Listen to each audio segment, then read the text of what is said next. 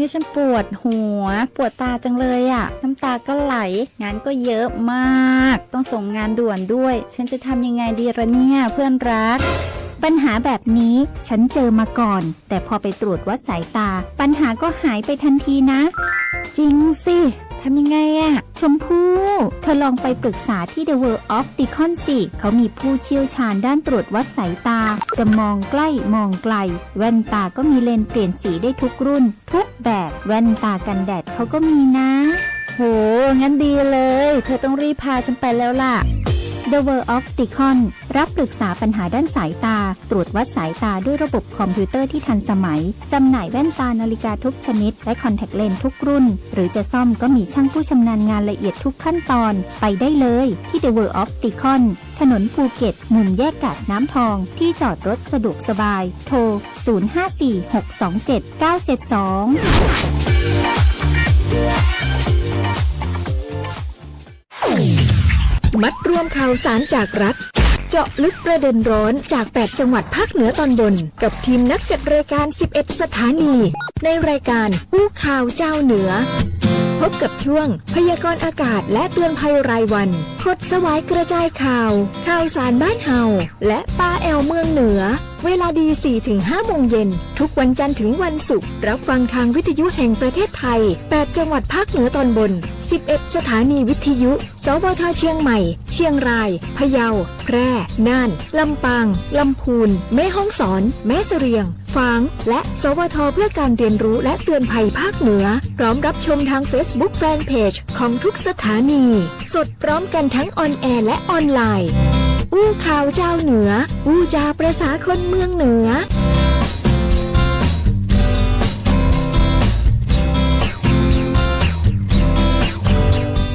ประกันไม่ใช่แค่เพียงธุรกิจที่เอามาขายคุณเพื่อเงินแต่ประกันเป็นการกระจายความเสี่ยงของคุณไปให้บริษัทประกันถ้าไม่เชื่องั้นลองฟังนี่ผมชื่อประกรณ์มีบ้านอยู่1 หลังอยู่มาวันหนึ่งแก๊สระเบิดบ้านผมก็หายไปคุณว่าใครจะรับผิดชอบให้ประกรณ์ถ้าเขาไม่ทำประกันทำประกันเถอะครับจะประกันไหนๆก็อุ่นใจเมื่อมีประกันคปภ.สำนักงานคณะกรรมการกำกับและส่งเสริมการประกอบธุรกิจประกันภัย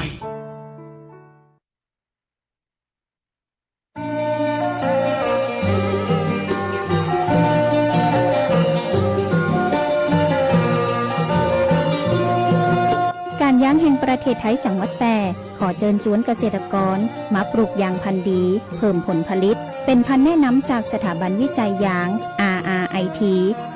251 กับ RRIT 3904 ยางพันธุ์ดี RRIT 251 เปลือกหนาปานกลางต้านทานโรคได้ดีทรงผุ่มใหญ่เหมาะกับปื้นตีราบระยะการปลูกบ่ควรต่ำกว่า 3x5 เมตรส่วนยางพันธุ์ดี RRIT 3904 ใหญ่เร็วผลผลิตสูงต้านทานโรคเยี่ยมเหมาะที่จะปลูกในตีลาดชั้นเกษตรกรตีสนใจสามารถสอบถามเพิ่มเติมได้ตีการยางแห่งประเทศไทยจังหวัดแพร่โทร 054-069-605 มาติดต่อเลยนะเจ้า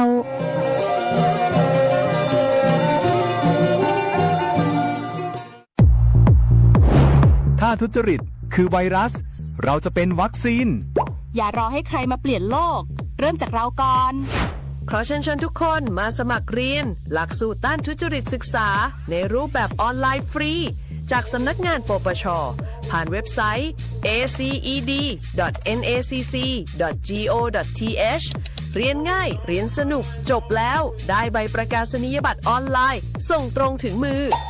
เรียนรู้วิธีต้านทุจริตเสริมภูมิคุ้มกันทางจิตใจเปลี่ยนพลังความคิดเป็นพลังต่อต้านความไม่ถูกต้องไม่ว่าคุณจะเป็นนักเรียนนักศึกษาหรือประชาชนทั่วไปมาเพิ่มพลังความรู้สร้างสังคมใสสะอาดด้วยการเรียนรู้แบบใหม่บนแพลตฟอร์มต้านทุจริตศึกษาออนไลน์ของสำนักงานปปช.สมัครเลยวันนี้ที่ aced.nacc.go.th มาร่วมสร้างประเทศไทยโปร่งใส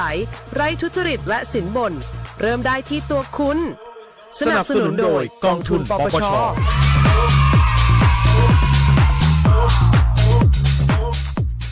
พบเห็นการทุจริตแจ้งสายด่วนปปช.โทร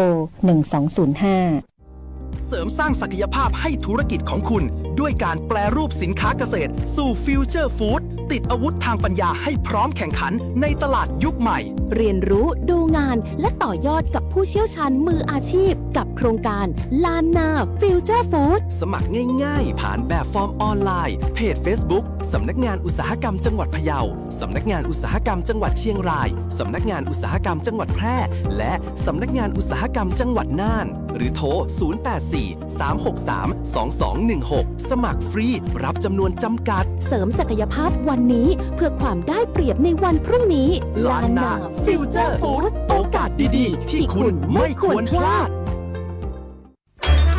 ขับขี่ปลอดภัยเมืองไทยไร้อุบัติเหตุด้วยความห่วงใยจากสถานีวิทยุกระจายเสียงแห่งประเทศไทยจังหวัดแพร่ FM 91 เมกะเฮิรตซ์วิทยุแห่งประเทศไทยจังหวัดแพร่ 91 เมกะเฮิรตซ์ให้ความรู้คู่ความสุข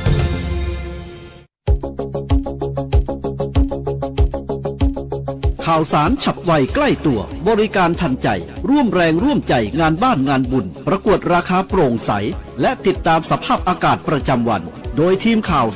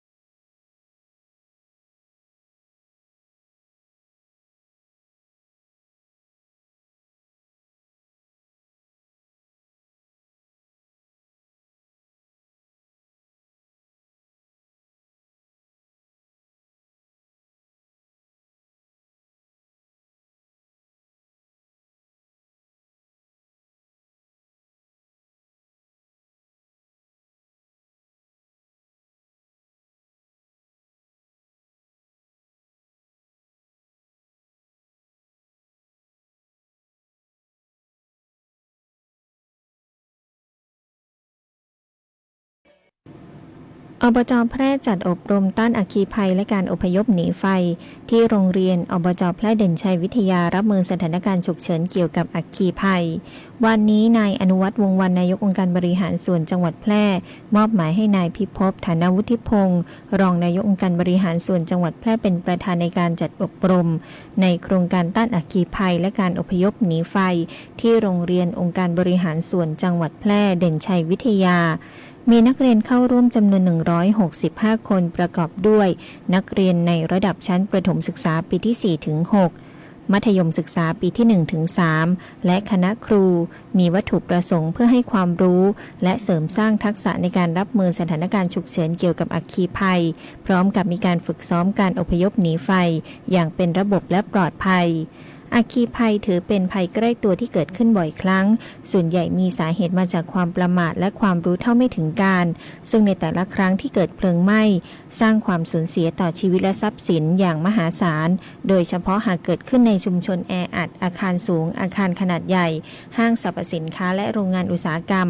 จะยิ่งสร้างความเสียหายเพิ่มมากขึ้นเพื่อความปลอดภัย กรมป้องกันและบรรเทาสาธารณภัยได้มีการแนะนำสาเหตุของการเกิดวิธีการป้องกันการเกิดเพลิงไหม้รวมถึงการปฏิบัติตนและอพยพออกจากอาคารที่เกิดเพลิงไหม้อย่างปลอดภัยทางองค์การบริหารส่วนจังหวัดแพร่ได้คำนึงถึงความสำคัญของการอบรมต้านอัคคีภัยและการอพยพหนีไฟในครั้งนี้โครงการส่งน้ำและบำรุงรักษาแม่ยมติดตามการส่งน้ำบริเวณคลองส่งน้ำสายใหญ่ฝั่งขวาเพื่อเฝ้ารับมือภัยน้ำลดผลกระทบที่จะเกิดต่อพื้นที่การเกษตรและชุมชนตลอดแนวคลองส่งน้ำนายพงษ์พิษณุชอบประดิษฐ์ผู้อำนวยการโครงการส่งน้ำและบำรุงรักษาแม่ยมมอบหมายให้นายธีระนาคฉ่ำหัวหน้าฝ่ายจัดสรรน้ำและปรับปรุงระบบชลประทานพร้อมเจ้าหน้าที่ได้ลงพื้นที่ติดตามการส่งน้ำบริเวณคลองส่งน้ำสายใหญ่ฝั่งขวาให้การบริหารจัดการน้ำเพื่อการปลูกพืชฤดูฝนปี 2568 เป็นไปด้วยความเรียบร้อยและการติดตามเฝ้าระวังรับมือด้านน้ำตาม9มาตรการรับมือฤดูฝนในปี 2568 เพื่อลดผลกระทบที่อาจจะเกิดขึ้นต่อผลผลิตทางการเกษตรชุมชนตลอดแนวคลองส่งน้ำประกาศจากศูนย์อุตุนิยมวิทยาภาคเหนือในเรื่องฝนตกหนักถึงหนักมากบริเวณภาคเหนือโดยจะมีฝนตกหนักมากในช่วงวันที่ 15-17 สิงหาคม 2568 โครงการส่งน้ำและบำรุงรักษาแม่ยมจังหวัดแพร่มีหน้าที่ในการจัดการเฝ้าระวังและติดตามสถานการณ์น้ำท่าอย่างต่อเนื่องตลอดช่วงฤดูฝนพร้อมรับสถานการณ์ตลอด 24 ชั่วโมงและเป็นไปตามข้อสั่งการของกรมชลประทานบัณฑิตแรงงานกลไกสำคัญในการขับเคลื่อนนโยบายด้านแรงงานของรัฐบาลสร้างความเข้มแข็งให้กับแรงงานในระดับพื้นที่นางอัญชลีประดุกาแรงงานจังหวัดแพร่เปิดเผยว่า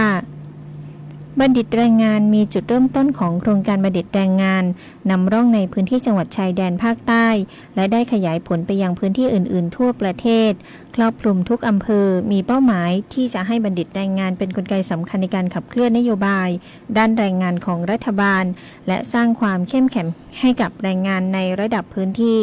บัณฑิตแรงงานเป็นส่วนหนึ่งของนโยบายกระทรวงแรงงานในการขับเคลื่อนภารกิจและการบริการของกระทรวงแรงงานให้เข้าถึงประชาชนได้อย่างมีประสิทธิภาพบัณฑิตแรงงานครูผู้ที่สำเร็จการศึกษาในระดับปริญญาตรีและสมัครใจทำงานกับกระทรวงแรงงานเพื่อเป็นสื่อกลางในการนำบริการและข้อมูลข่าวสารด้านแรงงานรวมถึงนโยบายของรัฐบาลไปสู่ประชาชนในพื้นที่โดยมีบทบาทสำคัญในการขับเคลื่อนภารกิจของกระทรวงแรงงานและสร้างความเข้าใจแก่ประชาชนหน้าที่บทบาทของบัณฑิตแรงงานข้อมูลข่าวสารเป็นผู้นำข้อมูลด้านแรงงานรวมทั้งข้อมูลของหน่วยงานภาครัฐไปสู่ประชาชนในพื้นที่มุ่งเน้นการบริการด้านแรงงานของหน่วยงานในสังกัดกระทรวงแรงงานให้ประชาชนได้มีอาชีพเพิ่มรายได้มีสวัสดิการและความมั่นคงในการทำงานนำไปสู่คุณภาพชีวิตที่ดีสร้างความเข้าใจในเชิงบวกลดช่องว่างระหว่างภาครัฐกับประชาชนโดยทำหน้าที่เป็นสื่อกลางนำข้อมูลข่าวสารที่ถูกต้องเข้าใจง่ายไปสู่ประชาชนในพื้นที่ให้มีความเข้าใจนอกจากนี้ยังมีความยั่งยืนการติดตามการประเมินผลการดำเนินงานในการให้บริการแก่ประชาชนติดตามความเคลื่อนไหวการเปลี่ยนแปลงการนำไปใช้ประโยชน์ในการสร้างอาชีพเพิ่มรายได้ส่งผลให้คุณภาพชีวิตดีขึ้นเพื่อให้บัณฑิตแรงงานเสริมสร้างความเข้มแข็งในการทำงานสามารถสมัครเป็นอาสาสมัครแรงงานในระดับพื้นที่และขยายเครือข่ายอาสาสมัครแรงงานให้กว้างขวางมากยิ่งขึ้นป้องกันแก้ไขปัญหาแรงงานในระดับพื้นที่สำหรับในพื้นที่จังหวัดแพร่มีบัณฑิตแรงงานคอยให้บริการประชาชน4 คนคืออำเภอเมืองแพร่อำเภอสูงเม่นอำเภอร้องกวางให้บริการที่ห้องสำนักงานอำเภอและอำเภอรองให้บริการที่สำนักทะเบียน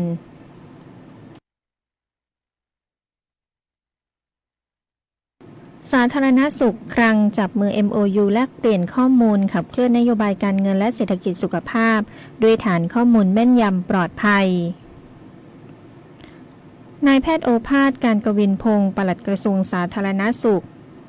ลงนามบันทึกข้อตกลงความร่วมมือระหว่างกระทรวงการคลังกับกระทรวงสาธารณสุขบูรณาการข้อมูลในการขับเคลื่อนนโยบายการเงิน การคลังการเศรษฐกิจสุขภาพรวมถึงการวิเคราะห์ติดตามประเมินสภาวะเศรษฐกิจและสุขภาพตลอดจนความมั่นคงของภาครัฐโดยมีผู้บริหารทั้งสองพยานนายแพทย์โอภาสได้กล่าวว่าการลงนามบันทึกข้อตกลงในครั้งนี้เป็นความร่วมมือภายใต้ขอบเขตของการพัฒนาศักยภาพเศรษฐกิจสู่สุขภาพตามนโยบายของนายสมศักดิ์เทพสุทินรัฐมนตรีว่าการกระทรวงสาธารณสุขมีการบูรณาการข้อมูลร่วมกับกระทรวงการคลังคำนึงถึงความปลอดภัยในการจัดการสำรองข้อมูลรวมถึงความปลอดภัยในการเชื่อมโยงข้อมูลให้การขับเคลื่อนนโยบายตามมาตรการของการเงินการคลังเศรษฐกิจสุขภาพนำไปสู่การยกระดับบริการสุขภาพให้เกิดประโยชน์สูงสุดแก่ประชาชนโดยกระทรวงสาธารณสุขมีการจัดทำฐานข้อมูลด้านการเงินการคลังสาธารณสุขให้มีความถูกต้องครบถ้วนสมบูรณ์สามารถนำไปใช้ในการวิเคราะห์ติดตามประเมินสภาวะเศรษฐกิจและสุขภาพขณะที่กระทรวงการคลังบูรณาการข้อมูลสุขภาพพร้อมกำหนดมาตรการรักษาความมั่นคงปลอดภัยในการบริหารจัดการและสำรองข้อมูลรวมทั้งการบริการที่เหมาะสมถือเป็นก้าวสำคัญของความร่วมมือระหว่าง2กระทรวงในการขับเคลื่อนนโยบายสาธารณสุขและการคลังของประเทศให้เกิดประโยชน์สูงสุดแก่ประชาชนอย่างยั่งยืน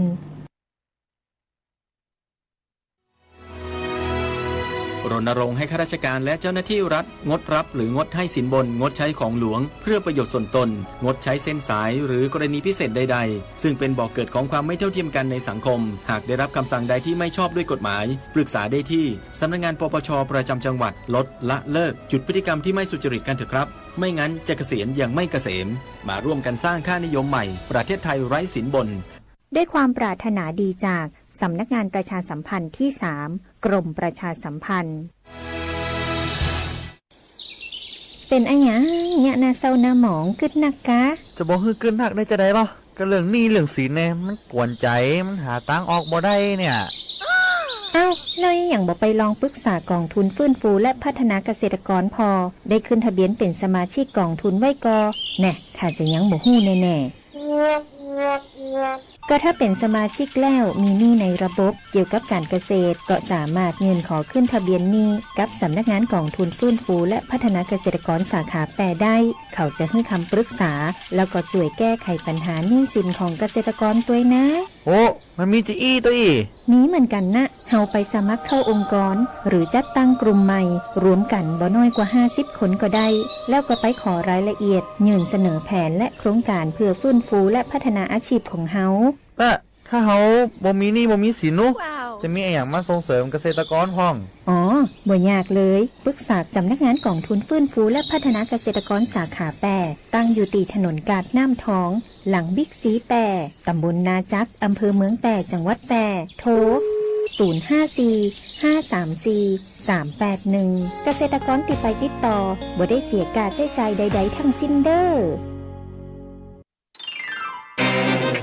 กฎหมายง่ายจังแค่ฟังก็เข้าใจโดยสำนักงานกิจการยุติธรรมตอนอายุความคืออะไรเจ๊จุ๋มที่เท้าแชร์เจ๊หนีไปอ่ะเจ๊ไปแจ้งความหรือยังนี่ผ่านมาเดือนกว่าแล้วเนี่ยยังเลยว่าจะไปช่วงเร็วๆนี้แหละพอดีช่วงนี้มันยุ่งอยู่จ้ารีบไปหน่อยนะเจ๊ระวังจะแจ้งไม่ได้เพราะหมดอายุความอายุความก็คือเวลาที่กฎหมายเขากำหนดให้ไปแจ้งความเรียกร้องค่าเสียหายหรือเรียกร้องตามสิทธิ์ซึ่งถ้าหากปล่อยเวลาผ่านไปเกินกว่าที่กฎหมายกำหนดเขาจะเรียกว่าหมดอายุความฉะนั้นผลจากการทำผิดกฎหมายของคนอื่นเราต้องรีบแจ้งความดำเนินคดีก่อนที่จะหมดเวลาการแจ้งความเรียกร้องค่าเสียหายหรือเรียกร้องตามสิทธิ์นะคะตายแล้วที่ฉันโดนโกงแชร์ไปอ่ะหมดอายุความแล้วหรือยังเนี่ยเดี๋ยวฉันต้องไปโรงพักวันนี้เลยไปพาฉันไปหน่อยหากสงสัยเรื่องกฎหมายหรือได้รับความไม่เป็นธรรมติดต่อสำนักงานยุติธรรมจังหวัดทั่วประเทศหรือโทรสายด่วนยุติธรรม1111กด77นะจะบอกให้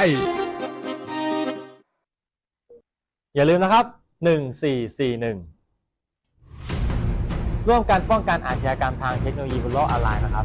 เช็คให้ชัวร์นะครับว่าลิงก์ที่ส่งมานั้นอันตรายหรือไม่หรือจำง่ายๆนะครับของฟรีไม่มีในโลกลิงก์ส่วนใหญ่ที่ส่งมานะครับ มักจะมีสิทธิประโยชน์มากมายหลอกล่อให้เราตายใจและกดคลิกลิงก์นะครับผมต้องการความช่วยเหลือกด1441ที่สำคัญเลยนะครับอย่าคลิกลิงก์แปลกๆนะครับผมไม่คลิกไม่โลภไม่โดนหลอก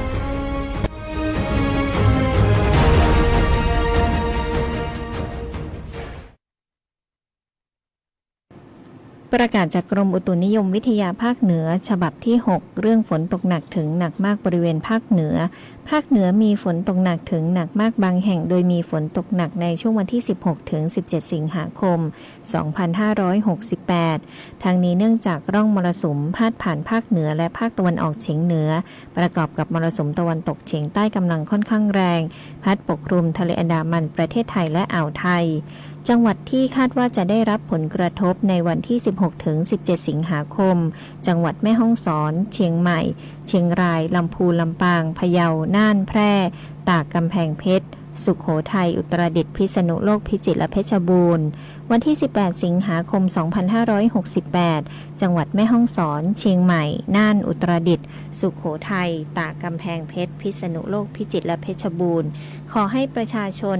ระวังอันตรายจากฝนที่ตกหนักถึงหนักมากและฝนที่ตกสะสมอาจทำให้เกิดน้ำท่วมฉับพลันน้ำป่าไหลหลากโดยเฉพาะพื้นที่ลาดเชิงเขาใกล้กับทางน้ำไหลผ่านและพื้นที่ลุ่มควรหลีกเลี่ยงการเดินทางผ่านบริเวณที่มีฝนฟ้าคะนองเส้นทางที่มีปัญหาน้ำท่วมซ้ำซากพื้นที่ลุ่มต่ำอาจเกิดน้ำท่วมขังสำหรับเกษตรกรควรเตรียมการป้องกันเฝ้าระวังความเสียหายที่จะเกิดต่อผลผลิตทางการเกษตร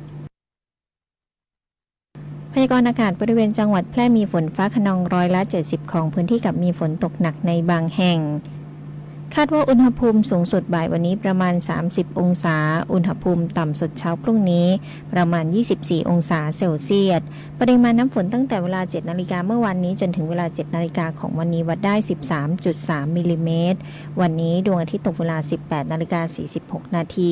วันพรุ่งนี้ดวงอาทิตย์ขึ้นเวลา 6 นาฬิกา 2 นาทีค่ะจบการนำเสนอข่าวท้องถิ่นขับรถอย่าใจร้อนเอื้ออาทรต่อเพื่อนร่วมทางพิรุณพรแสงสร้อยอ่าน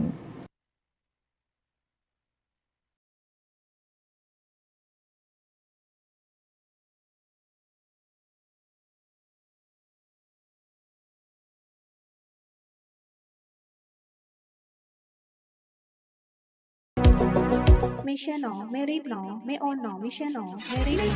บ